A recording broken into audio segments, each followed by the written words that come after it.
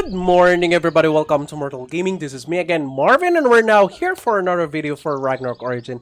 And this time we're going to be talking about the 10 things, the top 10 things that I think you should not be doing.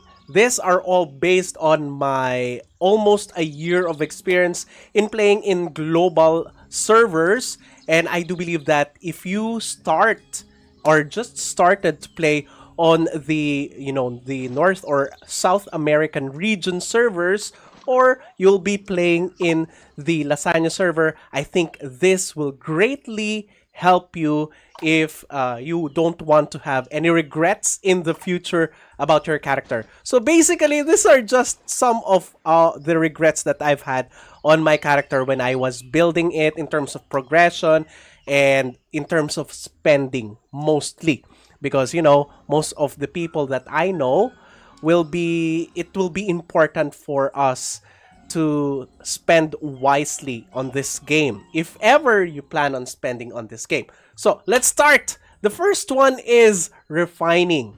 I was so hard on refining. I tried so hard on refining, and I do believe that you can refine, and I had that a lot of instances wherein people who has already plus 20 refinement on their weapons or accessories right now have once or twice advised me to just refine once every day or every other day. Just if it did not go up or if it failed, then stop there. That's it. Don't push it too hard. But me, being hard-headed as I am, every time that I refined and I failed, I get so agitated that I want to try again. That's always the same. In most of the cases, it's going to be the same. You want to try again. Maybe next time it will go up. Maybe, who knows? It may go up this time. So that's all in my head. So at the end, I just wasted all of those refinement materials. So it's always different. Please take note. Don't get me wrong. It's different in terms of the luck or the different rituals that we do when refining. But in my case, once I tried their advice, just refining once or twice per day or every other day. It's just limiting in once or twice. If it goes up, then it's good. Once it fails, you stop. That's it. If it failed on the first try, you stop. Try again on the next day or next 2 days. Once I tried that, I started to get, plus 15 on all of my gears. So if you want to get that too, maybe you can try that. And it's easy and you'll save a lot of refinement materials. That's just for me. Okay, number two, using divine armament materials, because at level 90 you'll be getting the divine armament, right? So I always say this, that don't focus on your modifications because they're gonna go easily. Don't focus too much on those. We will be having divine armaments, but aside from that, I used the divine armament materials such as the holy light or the blue ones or the red ones that you use to increase your seasonal stats such as resilience and penetration, so that you can conquer the Temple of Nightmare easily. I used those early in just transferring better stats on my divine trait so that I could get more divine power. So that is wrong. You must always prioritize in leveling up or increasing your resilience and penetration on your seasonal stats. That's it. Once you have, a red gear with yellow stats, at least the yellow stats will be it will be better, okay? It will be the best one to transfer on your existing red divine armament. If it's not yet red, if it's still purple, then it's not that important to transfer. Even though it will increase the stats on your divine traits, it's still not worth it, because in the future you're pretty much going to change it. Okay, so you're just literally wasting your materials on divine armament. So save those up, only for resilience and penetration stats. Okay, next, number 3, not farming accessories on MVPs. Yes, I am this lazy. Whenever I try to do MVP, I just hit whatever, even though I have 0 out of 5 participation rewards. So if you still have participation rewards, please always farm for your desired accessory on a specific MVP. I did not do that, so I always get no accessories and I always rely on my wallet to purchase the upcoming the upcoming accessories that will be offered on certain events. And it's such a big loss because, as I remember, when they offered the level 65 2-slot accessory, I bought that. When they offered the level 85 accessories, I still bought that. They offered level 95, 105, and they offered twice the level 115 accessories. I still bought those. So imagine the amount of, real life money that I could have saved. But because I was just lazy in farming the accessories on MVP, I spent all of those. So if you still have participation trials on your MVP rewards, then you have to farm it on the desired accessory of MVPs. Okay? Next, number 4, resetting leveled up MVP and illusion cards. So, one example here is when I leveled up and awakened Owl Baron. That is one of the long-term end game cards that you would want to level up. But because I transferred into a Warlock, I reset that. Now I have a problem because I will try out Doram, and we all know Doram on the physical side is very powerful. So I now have to get the Owl Baron leveled up again. And that's a big problem for me. So if ever you have leveled up either an MVP card or illusion card, never reset them. Because same as the blue and purple cards wherein whenever you level up them, the fragments that you use will be blue fragments. In case of MVP and illusion cards, the normal fragments that you would use on leveling them will be purple. And same as the purple and the blue cards, when you reset them, you'll get half or less purple card or blue. You'll get less blue card fragments when you reset them. It's the same with MVP and illusion cards. You get half or less purple card fragments in return when you reset them. And that's a big loss because it's very important. The purple card fragments are very important in this game. So don't copy what I did, okay? If you have already the Owl Baron illusion card leveled up, and you want to transfer into a magic type class or magic job class, then just save your Owl Baron card. Don't touch it, don't reset it, because who knows, in the future, you might go back into a physical damager job class. Alright? Next, number 5. Not focusing first on Gefjon card deck. Yes, I admit it. Most of our officers have already advised us to focus first on Gefjon card deck, and I still focused on the physical damage card deck. And what do you know?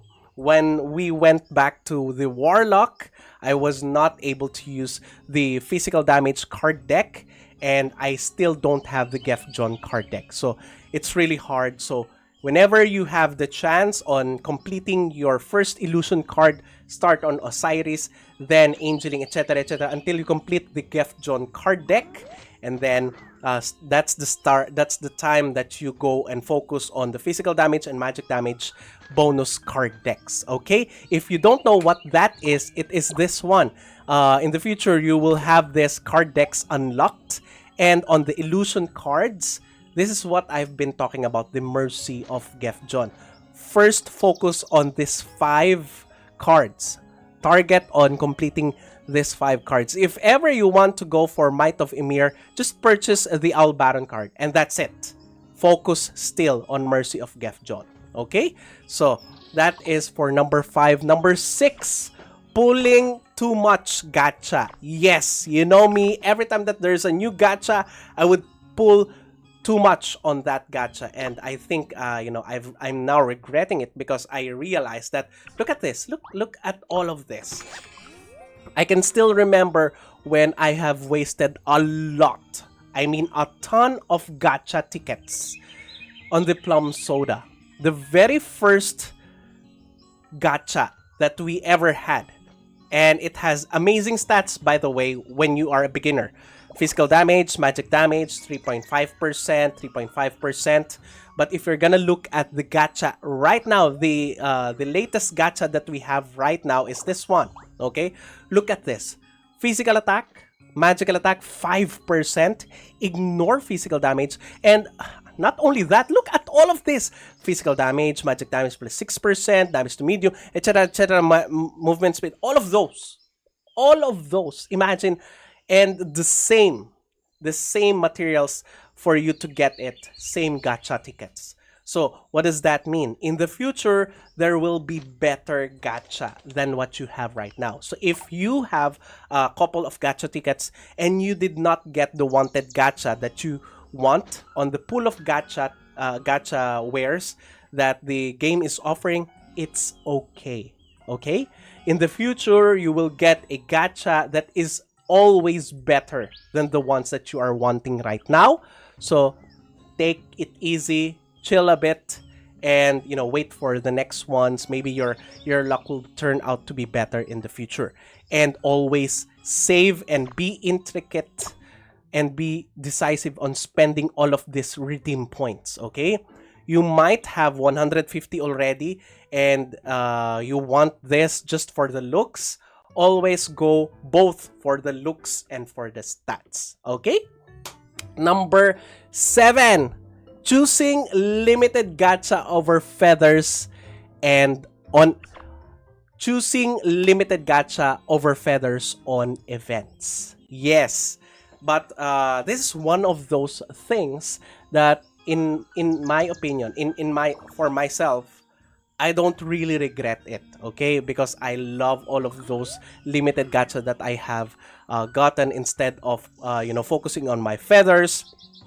But if you are very much a competitive person, then and you have that choice in an event whether to pull for this gacha or the feathers, always choose feathers, okay? If you are that competitive, go always for feathers and for statues. Those are the two most important progressions materials in this game. And that will carry you out throughout all of the meta, across the late stages of the game. Alright?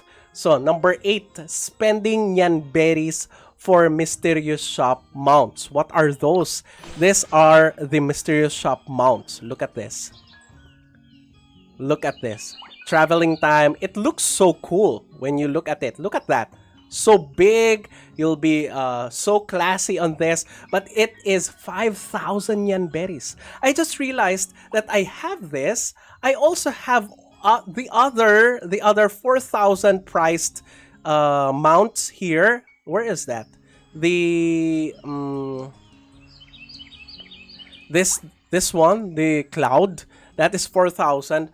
I now am computing how much feathers and how much statues could I have instead bought with the same amount of Nyan berries that I pulled for this too. Wherein I'm not using the mount right now. I'm using a better one, better looking, and with better stats, of course. So, yeah, those are one of my regrets. Okay, number 9, spending for normal S pets. Okay, at first you will get these types of pets. The what do you call this one? The Earth Lord, the Atasha Alpha, the Dunel. All right, and what else? The Samurai. I still haven't gotten the Samurai, but yep, those are the 4 normal S pets. Okay. And it would be, it would be tempting to max them out, but it's gonna be so expensive. And even on tiering them up to tier 3, I can still remember that I spent around 20,000 yen berries just so that I could tier 3 my Donel. And look at what I'm using right now.